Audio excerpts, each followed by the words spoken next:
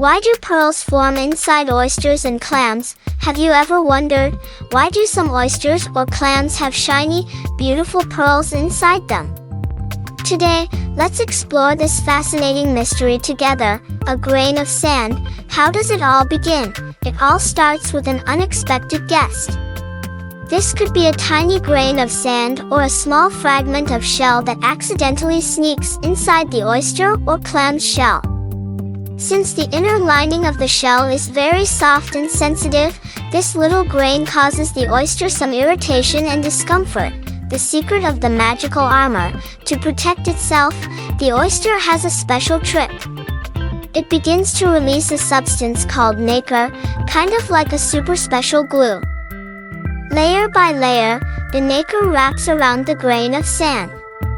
Over time, this tiny grain slowly transforms into a smooth and shiny pearl. Natural pearls and cultured pearls.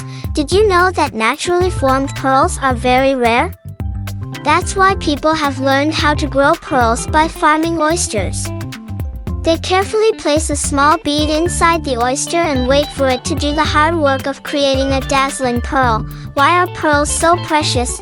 Pearls are not just beautiful, but they're also special because they're a gift from nature. Each pearl takes many years to form, and no two pearls are exactly the same. That's one of the reasons why pearls are considered such valuable treasures.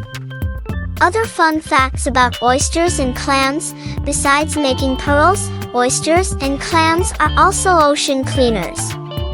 They filter impurities from the water, acting like hard-working cleaners of the sea.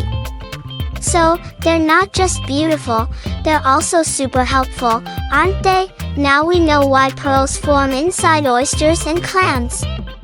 A tiny grain of sand, which seems so small, turns into a treasure thanks to the patience and effort of the oyster. Isn't nature full of amazing wonders? See you next time for more exciting discoveries.